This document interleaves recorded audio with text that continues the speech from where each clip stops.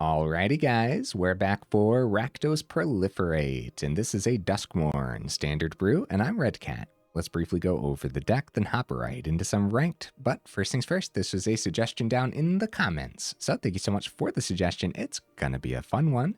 The suggestion was to play Cursed Recording in the same build as Fateful Handoff, so that's what we're gonna do.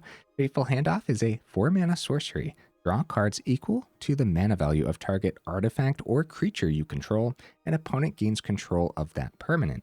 Okay, now Cursed Recording, we have a couple of them in here too. It's a 4-mana artifact. When you cast an instant or sorcery spell, put a time counter on Cursed Recording. Then if there are 7 or more time counters on it, remove those counters and it deals 20 damage to you. Now you could tap this when you next cast an instant or sorcery spell this turn, copy that spell.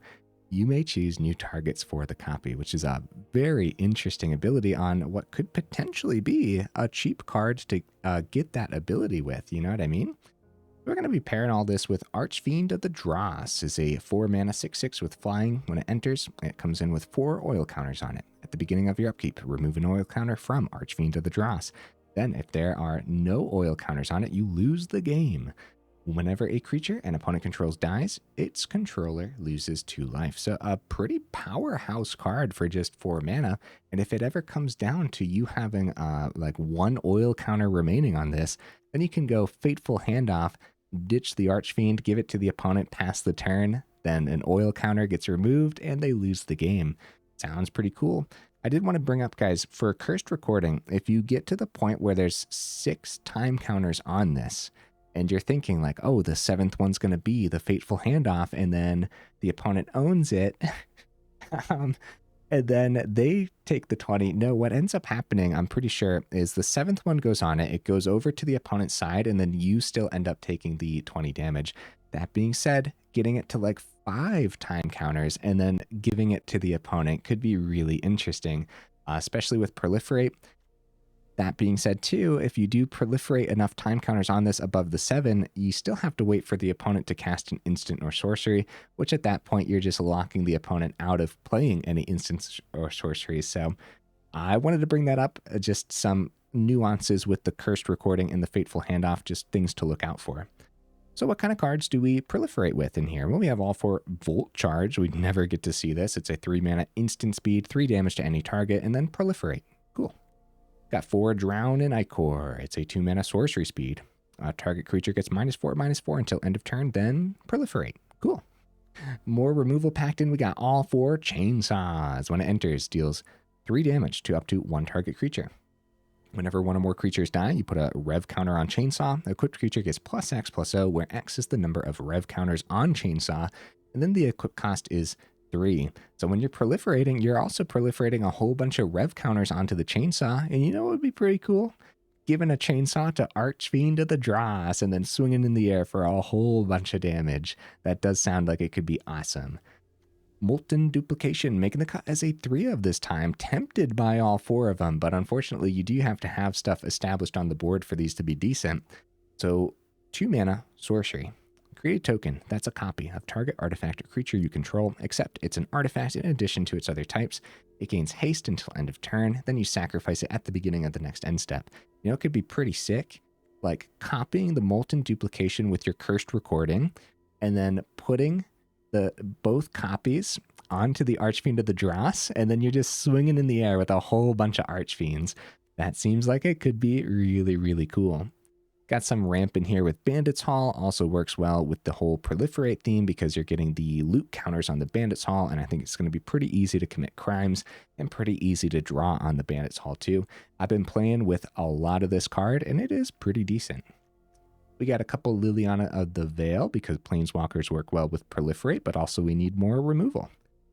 We have a couple Deadly Cover-Ups because board wipes are important, and Deadly Cover-Up happens to be a good one. The top end, guys, we have a Rottenmouth Viper. We'll see how much this actually does today.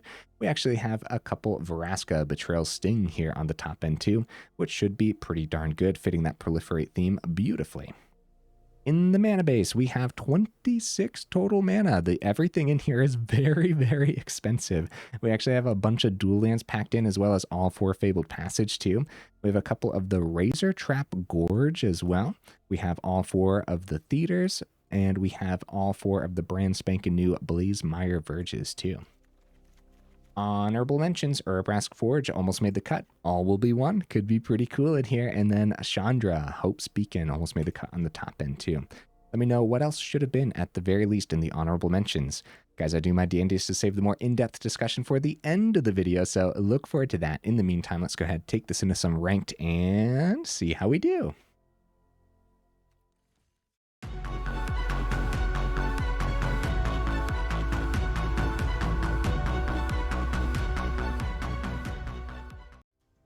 All right, right into that first game. What am I expecting from the build?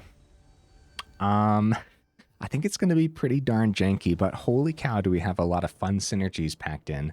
I mean, like, so many different synergies that just could be absolutely insane and explosive. Opponent goes first. This could be scary. We do have a little bit of early removal with the chainsaw. Eventually deadly cover up. 26 total mana will easily draw more. A little bit of ramp on the Bandit's Hall too. I'm keeping it.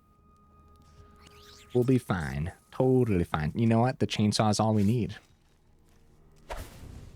Yeah, it's kind of impossible to go over all the different things that's packed into this list at the beginning of the video. There's just way too much. I would have been talking about it for like another like 7 minutes. It would have been a 12-minute intro. I will also surveil.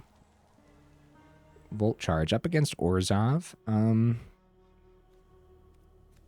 right, I'll keep it. I'll keep it. Yeah, so many little things like Molten Surge on a chainsaw, or like copying the Volt Charge with the Cursed Recording. Man, there's just so much packed in, guys. I'm not going to play Chainsaw just for the sake of playing Chainsaw. We're going to keep it all back. Not too much to remove from the opponent's side so far. Third mana coming down. And something to remove. It's going to be something with 4 toughness. No, Liliana, actually. Discard the... This is my home, and I don't appreciate it when people touch my things. I don't know what we're up against yet. I guess one of the deadly cover-ups? I guess. That could be sketchy. Okay, Liliana is what they discard. Okay, Gorge. We'll go ahead right into the Bandit's Hall. Although, that Liliana is going to be a pain in the butt, huh? Okay. I hope getting Bandit's Hall down is fine. I think the discard is going to be the Gorge for the turn, since we have so much mana packed in. Split Skin Doll. Still a terrifying card. Oh my goodness. Even though I just played with it, every time I see this. Another Backstreet. Oh, Velgavoth in the grave, dude. Holy cow, that's dangerous. Deadly cover-up's going to be great. Definitely want to get to the point where we can collect that evidence too. Looks like they don't want to discard here, guys. They might just keep Liliana as a 4 loyalty planeswalker for the turn, which does happen sometimes when their hand is beautiful. So no, they go for the discard, and I think it'll still be the Gorge because there's just a great chance of seeing more mana. We might need the deadly cover-up as soon as possible, as soon as next turn. Oh well. Well, not literally next turn, though. Oh, we do find more mana anyway, so that's great news. So we'll get the Cursed Recording down, and maybe we'll get a chance to copy the Volt Charge to pop the Liliana. But we might not get the chance because they might reanimate Velgavoth, which means deadly cover-up will be next turn. So if this was untapped, I probably would have just went Volt Charge Chainsaw for the turn. But we'll get the Cursed Recording down.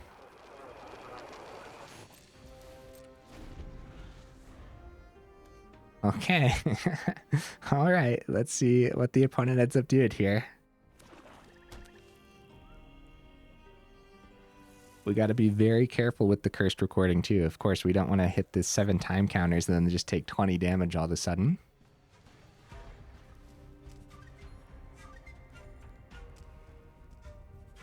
So unless we were planning on passing it to the opponent with a Fateful Handoff, we don't want to proliferate onto the cursed recording, in other words. They only got 2 cards in hand. It might be pretty sketchy to discard. We will, unfortunately, discard the Chainsaw, which does get us to the point where the Deadly Cover-Up can collect evidence. However, this Liliana is really draining us. We all have things we never forget. Whoa, the Great Door. I don't even know what that does. But something's ready on it. 4 tap, transform. Activate only if there are 4 or more permanent types among cards in your graveyard. Oh, wow. It has Delirium.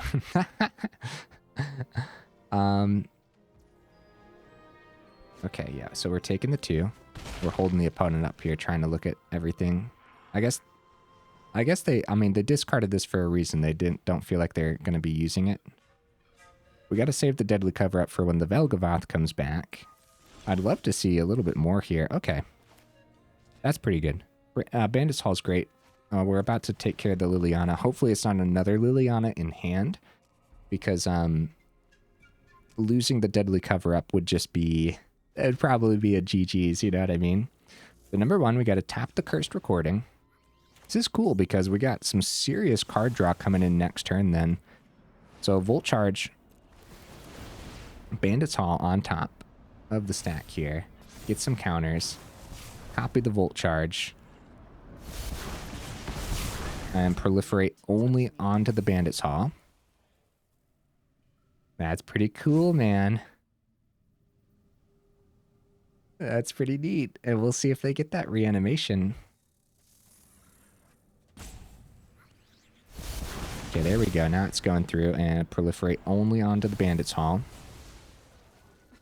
It's no fun when they hit back. Now, yeah, next turn, we could tap both Bandit's Hall, draw 2. And get back the cards that they took from us with the Liliana. Molten Duplication. All right, start with the draw. Yeah, they're missing their reanimation, but we still got to keep this Deadly Cover-Up no matter what for the Velgavoth. I should actually... Oh, Archfiend. Dude, oh my goodness. All right, next turn's looking super good, huh? Anyways, Flying Lifelink Ward, sacrifice 3 non-land permanents is the ward cost. Okay. Okay, I'm going to take the rest of the turn here to draw, because it could be land, so I'm drawing now. And not on the opponent's turn. And if it is land, then we want to play the land now, especially if it's tapped land too. Okay, it's just Vraska. Well, that's pretty darn good too, isn't it? All right. See what the opponent pulls off for the next turn, because if they do reanimate Velgavoth, then our turn's wasted by a Deadly Cover-Up. Well, it's not wasted, but it could be wasted, right? It could potentially be. Depends what they pull off here. Anyways, the bottom part of Velgavoth, if a card you didn't control would be put into the graveyard, into the opponent's graveyard from anywhere, you exile it instead. Then during your turn, you may play cards exiled with Velgavoth. If you cast a spell this way, pay life equal to its mana value rather than paying its mana cost. I wanted to read that mainly for me, because even though I know it's just a big old beastie of a top-end boss monster, I still, like, the bottom part, I'm still learning a little bit. I feel like the bottom part barely matters, just everything else about it. Okay, they find their 6th mana, and I think that the opponent's missing a lot here, guys. We might get a little lucky. That being said, as far as luck goes, our deck list kind of sort of did the thing so far. The proliferate onto the Bandit's Hall is definitely one of the cooler things here, and kind of again showcasing how it's almost like impossible to go over all the different synergies packed into this list. So many cool little things going on. So with Archfiend next turn, we do have 6 mana. We do have the ability to tap Cursed Recording, copy the Archfiend, swing in the air for 12. I think that would be worth it. If we don't have to drop this Deadly Cover Up, then I think that would totally be worth it. See what we see off the top too, though, because that could change our mind. It's mana. Okay. It's definitely worth just saving this, right? Like, see, at any point though, we can use that collect evidence, exile a card from an opponent's graveyard. It doesn't have to be a card that you're killing or whatever. Now we're going for this Archfiend play. Here goes nothing, guys. Here goes nothing. With the opponent just having a couple cards open. This is worth the risk for sure. See what they end up doing here. If they got spot removal and they do it now, see, we still get a copy. No, we don't actually. I thought our copy goes on top. Oh no. Well, at least we can copy Cursed Recording. Oh no, guys. Just a little bit of spot removal. It was that easy for the opponent, guys. Vraska might have been a better call then. Nothing that we can really do about this. We're just gonna copy the Cursed Recording. I don't know who this is leaning towards, but that broke my heart, opponent. How dare you remove my Archfiend? It would have been so cool. So it was a 2-for-1 then because of the Bitter Triumph. So I probably should have practiced a little bit of patience and just played the Vraska for the turn. It would have been good card draw too. Or maybe even turn their Split Skin Doll into a treasure. I don't know how good that would have been though. Alright, that's that. 2 time counters on the Cursed Recording. That's our turn. I guess we can tap this for fun. This Cursed Recording, well, okay. Okay, yeah, never mind. I was trying to think if there is a way to get around that. For a second there, as you guys could see, I thought that on top of the stack of the spot removal that our copy was still going to go through, but I was wrong. The destruction happened first, and we still needed the target for the Molten Duplication. Maybe we should have just played Archfiend and passed, right? Oh, another Archfiend! Hey, all right. Is that what we do? I don't know. I guess so. I guess we'll get it down. I mean, it's still a pretty scary creature. That still kind of starts a clock, a 3-turn clock once it comes time, once it can start swinging. And if they remove it, I guess it is what it is, you know? Outside of that, Vraska's Proliferate could be great on the Bandit's Hall, then we could start drawing off that too, completely start restocking our hand there. The opponent just missing so much, apparently. More mana. More mana for the opponent. Oh dear. Oh dear. All right. Down to 3 oil counters. We're not going to worry about that at all. We should easily be able to proliferate more oil onto this if we need to. And we have a couple of the Fateful Handoffs packed in too, so. All right, start with a swing.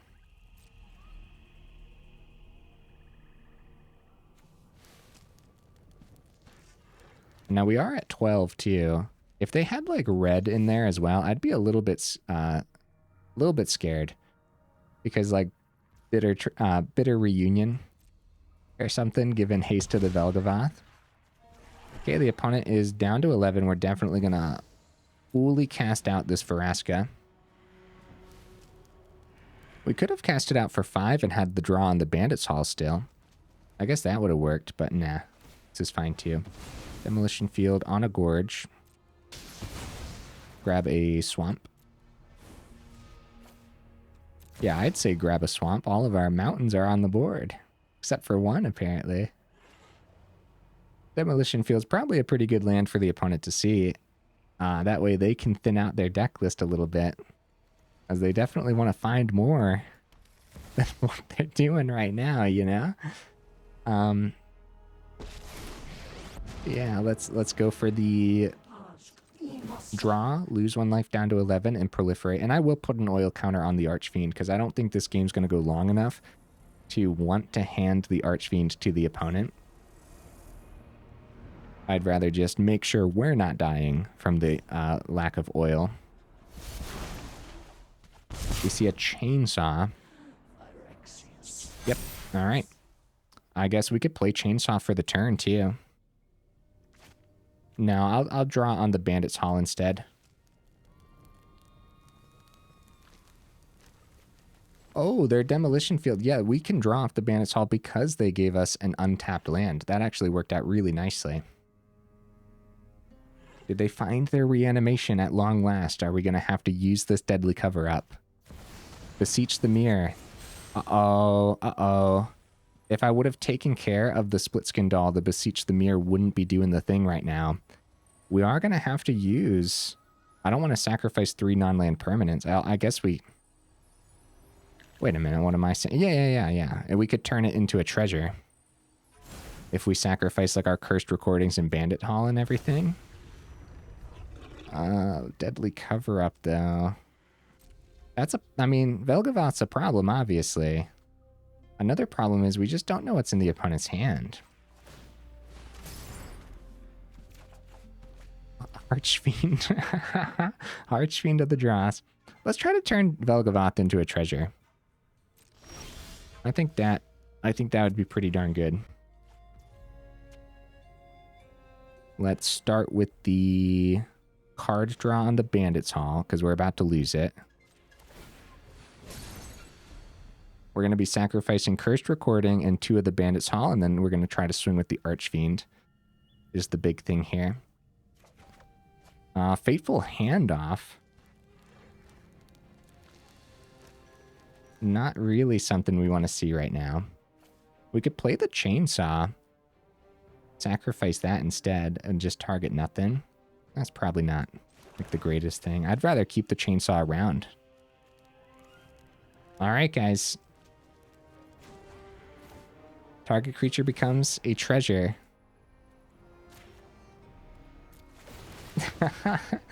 It's a couple things on the Bandit's Hall, but we're going to be sacrificing all 3 of these things anyways. One of the biggest issues about this, of course, well, they easily get it back into the grave, right? But 1, 2, 3. That's bad, but we'll see if it ends up working out in our favor. If they find...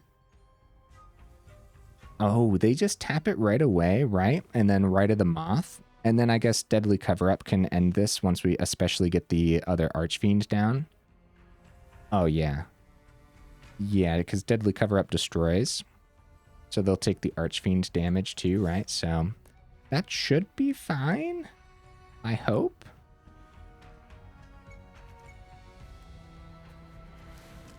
There might still be some spot removal in the opponent's hand too. This is kind of an awkward game, huh? Oh, they go ahead. They just exiled their Velgavoth? Question mark? Wait, why did that exile? Wait, I'm confused. What just happened? During your turn, you wait. If a card you didn't control would be put in... Wait, I'm missing something. I'm definitely missing something, right? Bring a split skin doll back. What am I missing? That's gonna drive me nuts. Why did their treasure token get exiled, or their treasure Velgavoth? Sacrifice this artifact. They got Anoint with Affliction. GG opponent. Guys, let me know in the comments because I don't know what I'm missing right now. That's one of those things. Usually, I read the cards and I'm like, oh, that's what I'm missing. I have no idea why this got exiled right now. The card's exiled. If you cast a spell this way, it must be something else on this board. There's something else going on here that exiled this, and I have no idea what it was. Yeah, let me know in the comments. I really don't. I don't know why. I'm clearly overlooking something there. Oh, was it something on the Vraska? No, I don't think so. Either way, GG opponent. Wow. I guess we got a little lucky. I mean, we were waiting though to exile it with the deadly the deadly cover up was going to be really huge for us. We just never had to actually use it there, so a little bit lucky. I think if we didn't get lucky, I think we still potentially could have pulled that through. And the opponent still broke my heart when they ruined my Molten Archfiend play. We go first. We're going to keep this, and we're going to immediately grab red source with the Fabled Passage, and no worries. I'm even tapping it right now. I'm not even going to be fancy about it. Hello, opponent. I will drop the hello in return. They drop Plains, Scavenger. Oh, nothing for the turn. It's a very expensive deck list, guys. There's a reason we got 26 mana in here and ramp, you know? Boros. Oh boy.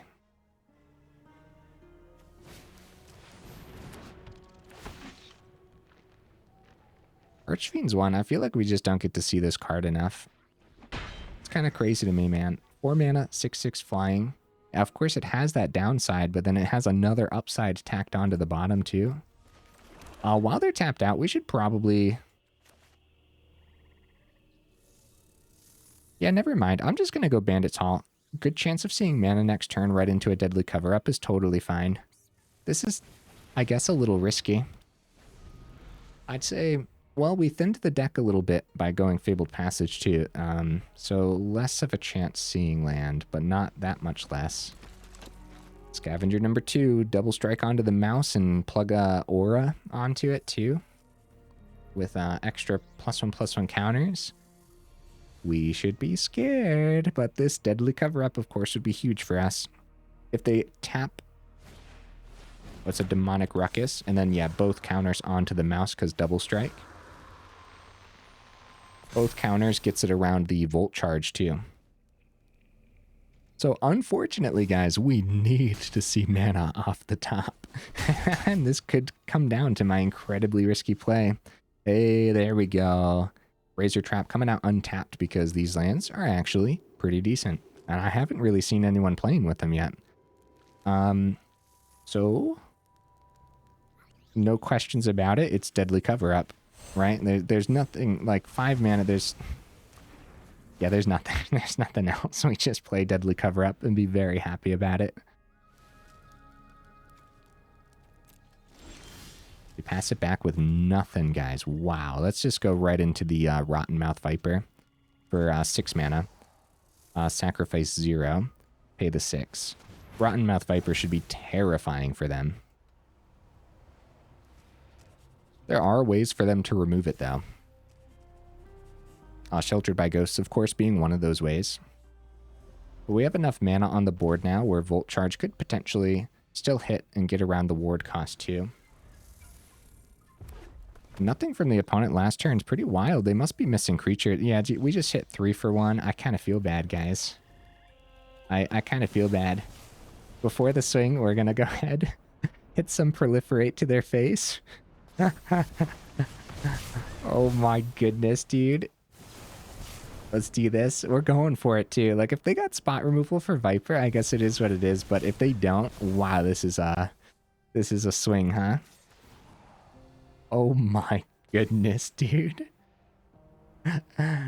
4 blight counters. I've never seen a Viper with 4 blight counters. I mean, don't quote me on that, but I'm pretty sure that's the most blight counters I've ever seen on a Viper.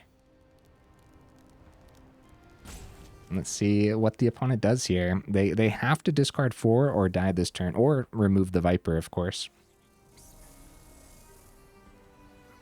Because it'll be 10 coming through if they only discard 3. Aw, GG opponent. I would have loved to play that out, but I completely understand. And the 3 for 1 on the deadly cover-up. Seeing the mana on time was huge. Dude, heck yeah, I had fun. What on earth is going on right now? Okay, let's keep the ball rolling. With how it's played so far, I think we could totally end on a high note or 2. I don't know how many more games we're going to be playing, but 1 or 2, I guess. If it was that fast, 2 more.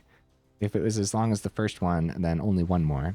Guys, while I have you here, towards the end of the video, kind of, sort of, make sure you check out that description where we got that Discord link, as well as that Patreon link, too, if you're interested in joining either of those up or supporting the channel that way.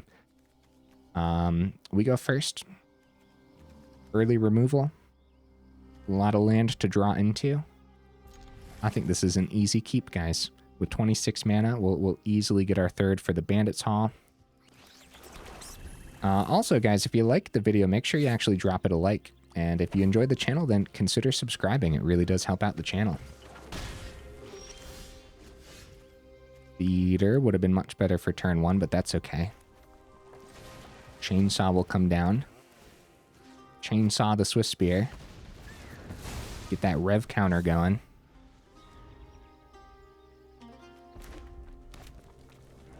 Really like these mountains. Those are some cool mountains, opponent. They go for a plot on the show-off. Nice. More tapped land, unfortunately, but it'll be Theater for the turn. Let's get that Surveil. Might need that Vraska. I have 4 on Fable, Bandit's Hall, Ramp. Call me crazy, I'm going to keep the Verge on top, guys. I think we're going to need Vraska right on time. Maybe turn something important into a treasure. Like a Scamp or something, right? By going to the plot, the sorcery speed doesn't hit the show-off, which ends up being really, really good. Drown in Ichor, sorcery speed really holding us back for the turn, guys, as they get a hasty Scamp. More boosts. That's terrifying, as this could be... How much is that? Oh, do you think they pop the Scamp for another 6? They do, guys. Let's hope they don't have another hasty creature in hand, as I think we're going to have to go right into... Oh, there it is. Yeah, I think they were about to proliferate on our Chainsaw, or something was about to go down there. All right, Fabled Passage for the turn. Grab a Swamp. Bandit's Hall, Drown in Ichor. Oh, they still have the... yeah, they got the 2/2 from the Felonious Rage, though. Aw, guys. They won. Darn. Darn.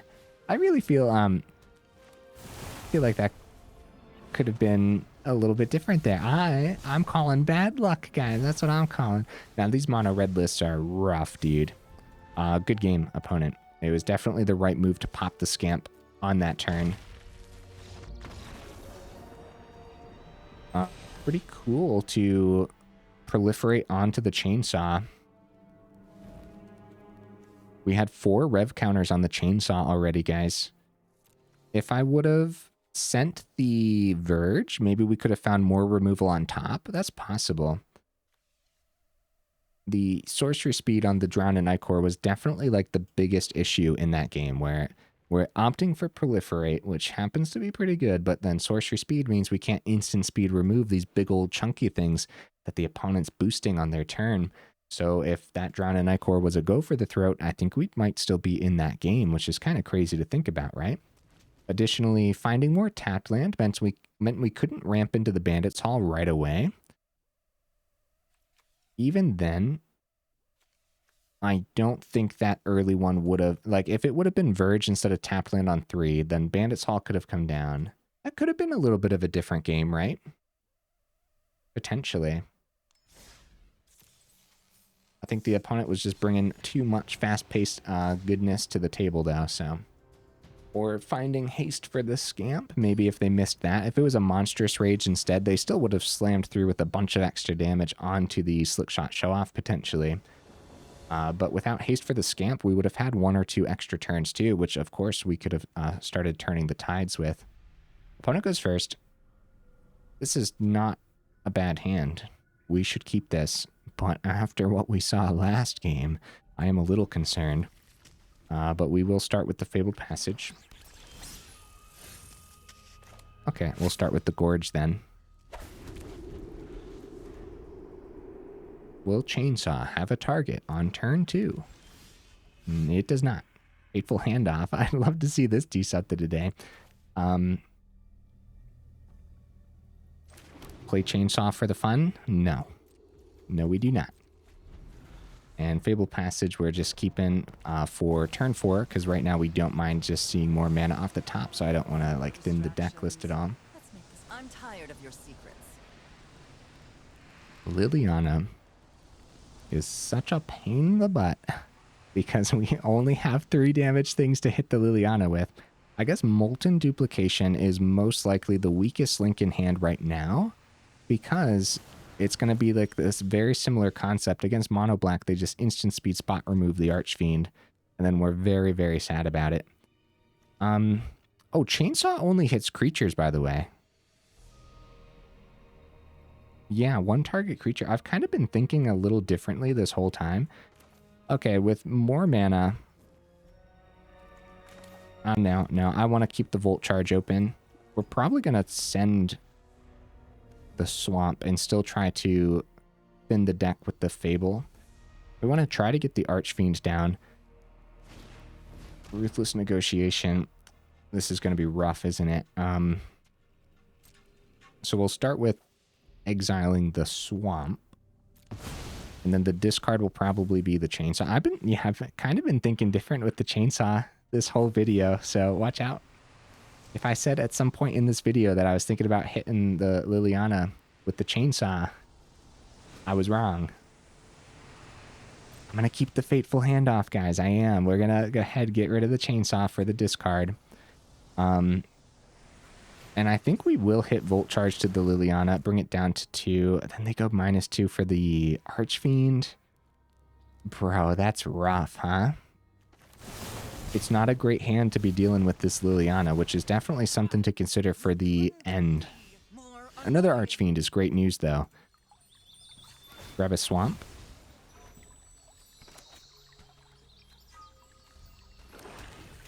Yeah, because now if they -2, that's a Liliana that's off the board. Uh-oh. No, opponent. That's why we got rid of the Molten Duplication. That's why that was the first discard. Now the discard is Fateful Handoff because we have nothing to actually hand off to the opponent. Dude, these discard lists, huh? Wow, Viper. Now they got -2 on Liliana, swing with the Slasher. It's not like we don't play the Archfiend, though, right? If we don't play it, they just go +1 on Liliana. So we're kind of like in just... There goes the Viper. We're in a Liliana lockdown state, and Slasher's going to clean this up in a few turns. Brutal stuff, man. Wow. So right up against just top of the meta here for the last couple games. Mono Red really doing the Mono Red thing. And then Discard really doing the discard thing. Oh, Chainsaw's a good top deck, though. That was really good. Unstoppable Slasher comes back with 2 stun counters on it. We stop it for a couple turns until we can find something else. Wow, good thing we stopped it, huh? Bloodletter combo with the Slasher. So it's actually, it's not even, I mean, I guess it, hold on. I'm confusing myself here. I guess it's not mono black discard. It's the mono black combo lists, which we're actually seeing a lot of different variety of cards in those lists. Cursed Recording coming down, and unfortunately, guys, this would have been the perfect game to see the Fateful Handoff do the thing. However, Liliana just being an incredible planeswalker this whole time. They got it down early enough, and we really have to talk about how hard it is for this deck list in particular to deal with a 4 loyalty Liliana. Slasher also untaps next turn, so we got to find like incredible removal off the top, and of course that'll be our 2 mana proliferate removal. It's not, unfortunately. It's a theater. Let's see what's on top though. Fateful Handoff. Opponent, give me one more turn, buddy. I wanna give you something. I wanna give you this cursed recording, please. Please, just one more turn. No, so all they got to do is swing with Slasher, and it does. So the combo, of course, it kept holding up there. So when Slasher deals combat damage to a player, they lose half their life rounded up, and then If we look at the Bloodletter, an opponent would lose life. During your turn, they lose twice as much life. So no matter what we were at there, even if we were at 40, right, 40 life total, we still would have died that turn.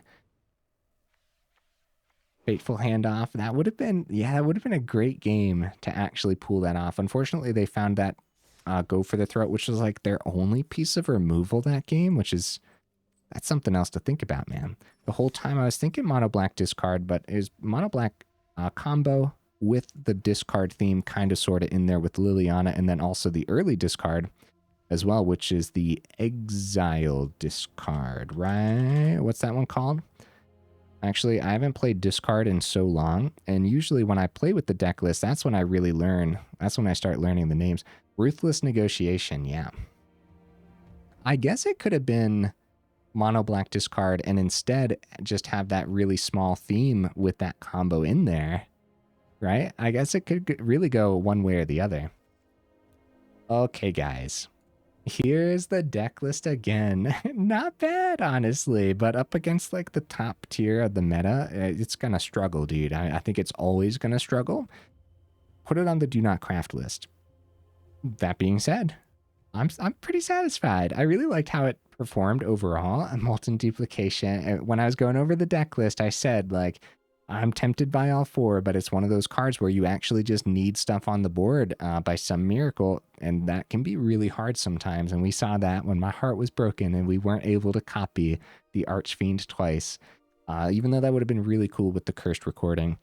Fateful Handoff. When I was going over the deck list, guys, I brought up that I'm pretty sure how this works is when if you got 6 time counters on the recording and you're trying to get that 7th by Fateful Handoff, like sending it to the opponent or whatever, then it's going to go to the opponent, the 7th counter hits, and you still take the 20 damage. And so really the only way to do that is to give it to the opponent and then hope that they play instants and sorceries.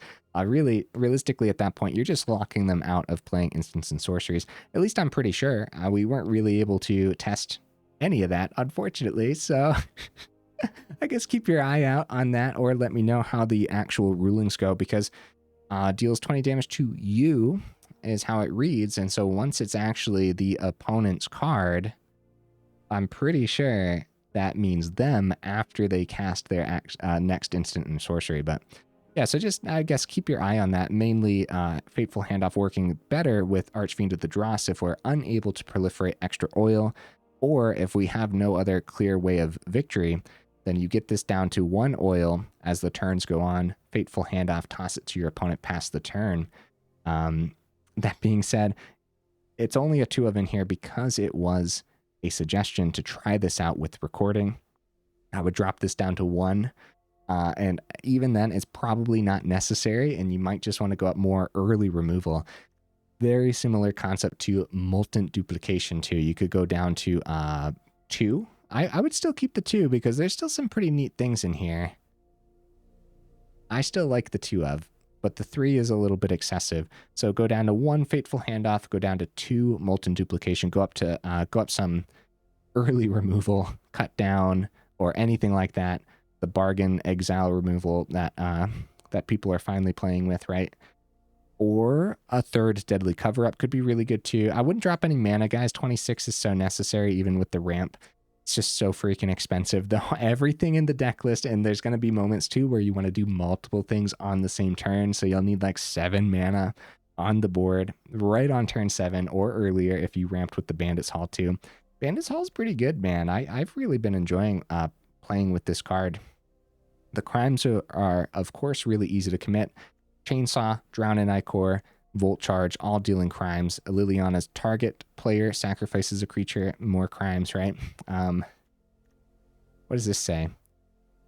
Whenever a creature an opponent controls dies, its controller, no, not target opponent or anything. You can target with the Deadly Cover-Up, correct? If the evidence was collected, exile a card from an opponent's graveyard. Does that target? I actually don't know right now, guys. I don't think I've ever played Magic the Gathering before. I'm really struggling with card rulings today. Vraska does say target creature for the -2, however. That's another thing too. Wow, Rottenmouth was cool today, wasn't it? But I'm thinking like 3 Vraskas could be really cool too. Like dropping a duplication 3rd Vraska. I just talked myself into that. How's the mana base looking, though, if I do that? That looks like a much more even split than it actually is, because we're looking here at double black on Liliana, double black on Archfiend, double black on Deadly Cover-Up, double black on Vraska, except one of those, of course, is a Phyrexian mana. I think the mana base is going to be fine overall. We have a lot of dual lands with the Fabled Passage too, and we're leaning towards the swamps, of course. Verge even coming down as a swamp if you miss a swamp in a mountain, which is totally fine. I talked myself into that, guys. I wasn't going to change anything because, like, put it on the do not craft list regardless. It's going to be very expensive and very janky. But I think Vraska is going to be pretty darn good on the top end, and the Molten Duplication, more often than not, is going to actually just miss because of all the spot removal in Standard in general. So going down to 2, going up a Vraska. I wonder if you guys agree with that. Or the third Deadly Cover-Up too. crap. The Deadly Cover-Up's going to be really good. I don't know. See, Deadly Cover-Up is one of those things too. Cursed Recording really only working like Volt Charge, Duplication, and Drown in Ichor. You're not really copying the Deadly Cover-Up or anything. So only having the 10 cards to copy. Crap, guys, I talked myself out of it again. And I think the main reason is it performed well enough today to technically just not change anything, but you guys can kind of see where I'm going with this, right? Molten Duplication being a bit of a weak link today, as well as the Fateful Handoff, and just more early removal could be really good. And you just like lean this into Rakdos control with a little bit of a concept of Proliferate, and I think it could actually be pretty decent. Not tier 1 decent, you're still going to struggle, but I mean, like, better than what we saw today. But if you do that, you're taking out part of the soul of the build too. So like, if we change it, here's what I'm getting at. I know it's a little bit rambly, right? If we change it, we have to change a lot, and I don't want to change a lot. I never want to change a lot at the end, because what that means is I can just revisit the deck list in a couple weeks with a whole lot changed, you know, and it kind of looks like a completely different deck list, and that's much rather what I would prefer overall. Other synergies and stuff that we actually didn't get to see in the games. I really like proliferating onto Chainsaw. We got to see that. And then eventually when you have a lot of proliferation onto the Chainsaw, you can drop that, equip it to the Archfiend, fly in the air with a whole bunch of chunk of damage. That seems just really, really neat. Liliana, the +1 discard, can help you get cards into the grave for the evidence on the Deadly Cover-Up. There's got to be more. There's got to be more different synergies and stuff packed in that I'm missing, or that I forgot to go over, or that was not gone over in the games, right? There's just got to be more. Yeah, if we lean this towards Rakdos control, man, I'm feeling a little inspired now. If we drop the jank, let's see. Which again, you'd be ripping the soul out of the deck list, but sometimes that's necessary. If we go down to like 2 Drown in Ichors, drop the recordings, the Fateful Handoff, and the Molten Duplication, bunch of early removal and some better early board wipes too, and maybe the 3rd Deadly Cover-Up, then just like Rakdos control with that Proliferate theme. That actually seems like it might be decent. And 3rd Vraska too, maybe. Huh. I could see it. Could. But yeah, I'm not going to change anything. Okay, guys, let me know in the comments, what would you add or take out at the very least? Do you guys agree with me? If we lean this a bit control, then it might actually be pretty decent, but yeah, I don't really know.